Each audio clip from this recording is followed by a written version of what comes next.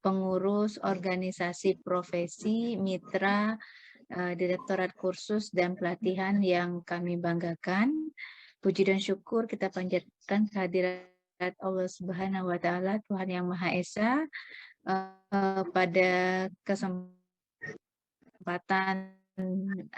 pagi ini kita dapat kembali berkumpul melalui Zoom meeting secara virtual untuk rapat koordinasi persiapan penyusunan petunjuk teknis penyelenggaraan pembelajaran kursus dan pelatihan untuk masing-masing bidang keterampilan. Sebelum kita masuk kepada teknis, mohon arahan sekaligus pembukaan dari Bu Ena. Kepada Bu Ena kami silakan.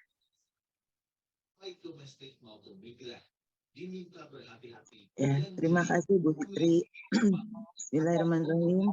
Assalamualaikum warahmatullahi taala wabarakatuh. Selamat pagi dan salam sejahtera untuk semua. Yang saya hormati Ibu dari organisasi profesi, organisasi mitra kami yang sangat-sangat saya hormati. Alhamdulillah. Kita berjumpa lagi walaupun melalui virtual ini. Nah, Bapak Ibu yang saya hormati, kita sudah tahu bahwa kursus ini ya sekarang ini sedang berjuang, ya, sedang berjuang baik dari segi legitimasinya maupun dari segi keorganisasiannya. Kita tetap terus eksis.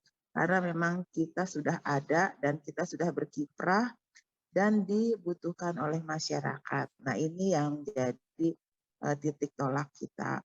Dan sampai sekarang pengakuan masyarakat, pengakuan dari banyak pihak itu tentang keberadaan kursus sudah kita dapatkan. Dari DPR juga dukungannya terhadap kursus cukup tinggi, dan mudah-mudahan ini akan memperbaiki aturan-aturan yang sekarang sedang kita perjuangkan. Nah, terlepas dari itu semua, Bapak Ibu, kita berharap bahwa pelaksanaan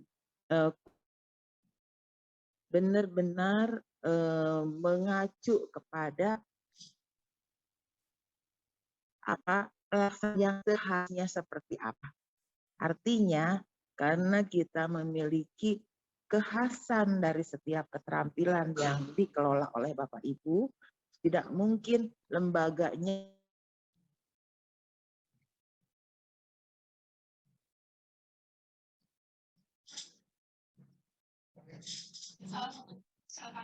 Masih di mute, Bu.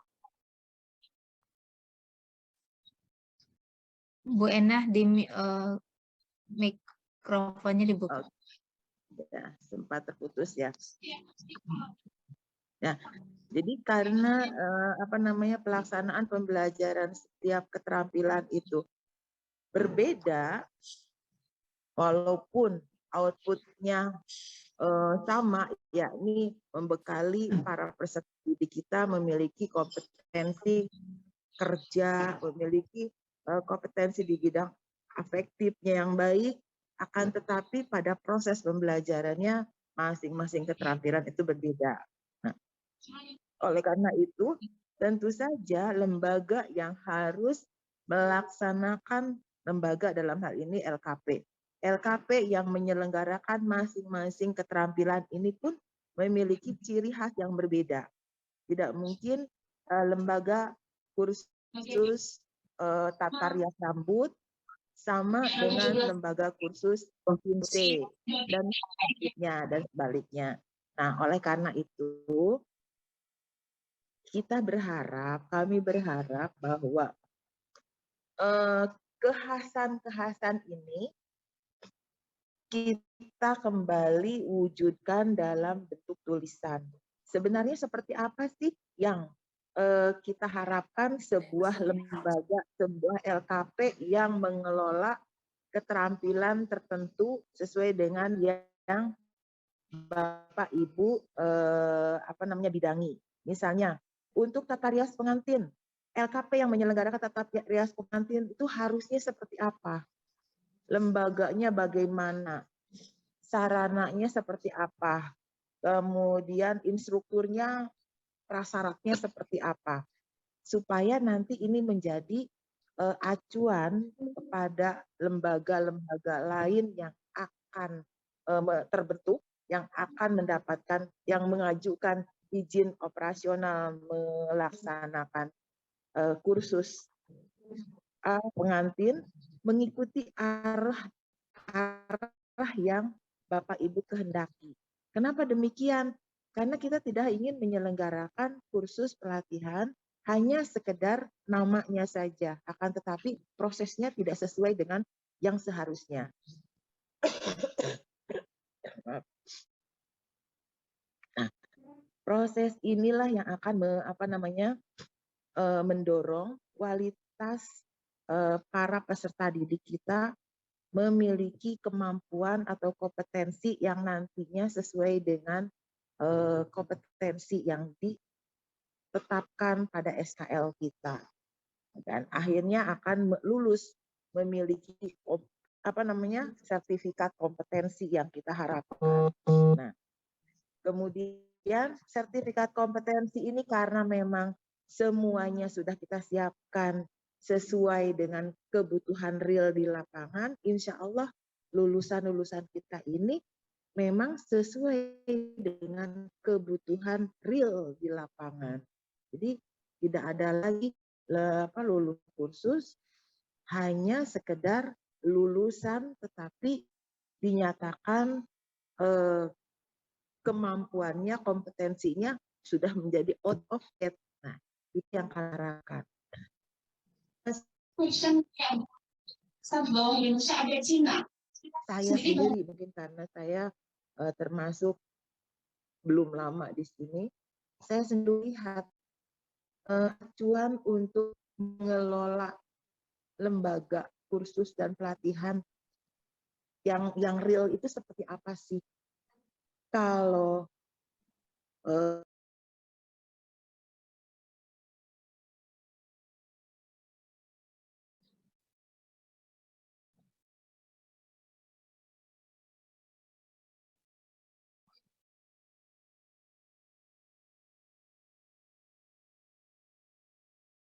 Hilang ya?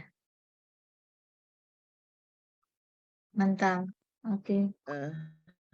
Mohon maaf, di sini memang sinyalnya agak putus nyambung.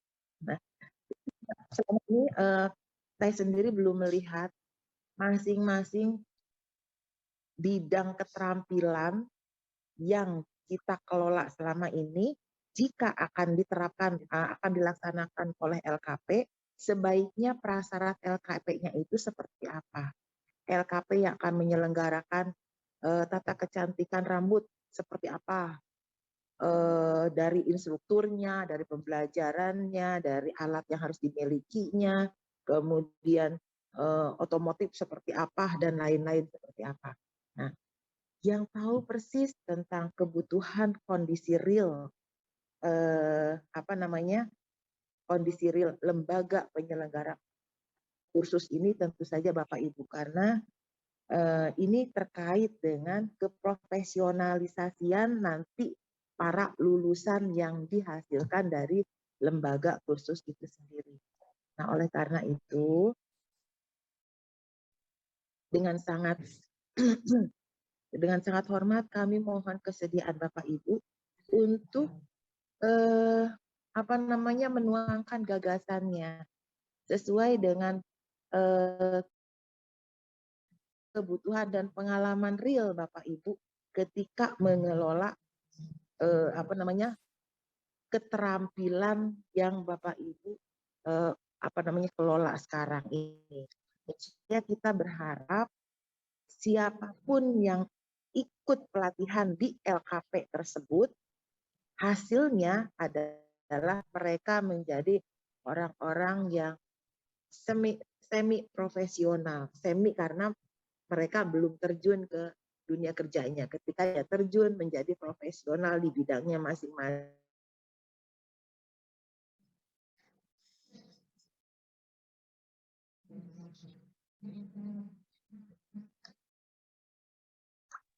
Nah, untuk menghasilkan para lulusan itu tentunya harus dihasilkan oleh lembaga LKP yang baik. Nah, LKP yang baik itulah yang akan Bapak Ibu tuliskan seperti apa lembaga LKP yang seharusnya ini. Nah, ini jadikan dasar nanti pada daerah-daerah ketika mereka akan memberikan izin atau memberikan pembimbing terhadap LKP. Nah, itu yang kami harapkan Bapak Ibu. Jadi mudah-mudahan nanti tidak perlu banyak-banyak, tidak perlu berbunga-bunga, kita bisa langsung saja kepada intinya. Outline-nya nanti akan disampaikan oleh Ibu Fitri, dan kemudian mekanisme penyusunannya juga akan disampaikan oleh Ibu Fitri. Yang penting apapun nanti ke depan aturan perundangan yang keluar, kita harap semuanya kita sudah siap dengan segala piranti bahwa kita memang tetap eksis pada bidang kita masing-masing. Karena kita sudah memiliki dokumen-dokumen yang memang diperlukan di lapangan. Seperti itu harapan kami itu, Bapak. Jadi kenapa ini terakhir munculnya kebutuhan terakhir? Sebenarnya di awal-awal kami sudah memikirkan, karena memang terkendala dengan anggaran yang tidak ada, makanya ini nanti mungkin harapannya nanti ketika akan ada dana tambahan kita akan masukkan, tapi ternyata sampai penghujung tahun ini anggaran tambahan itu tidak ada dan dipastikan tidak akan cair, maka dengan berat hati kami kumpulkan Bapak Ibu melalui daring. Demikian Bapak Ibu, dan selanjutnya mangga Mbak Fitri, karena di sini sedang diskusi untuk anggaran tahun 2023, mudah-mudahan semuanya akan menjadi lancar. Dan mohon kesediaan Bapak Ibu untuk menuangkan gagasan atau ide real yang terkait dengan LKP yang seharusnya seperti apa. Tentu saja LKP yang merujuk kepada kebutuhan dunia industri. Walaupun kita tidak muluk-muluk dengan fasilitas yang optimal, tetapi fasilitas atau sarana yang diperlukan untuk menunjang progres pembelajaran itu tidak jauh dengan kemampuan yang akan kita harapkan dihasilkan sesuai dengan kebutuhan industri yang sedang berkembang ini. Itu saja Bapak Ibu. Selanjutnya silakan Mbak Fitri lanjutkan diskusinya, dan terima kasih sekali lagi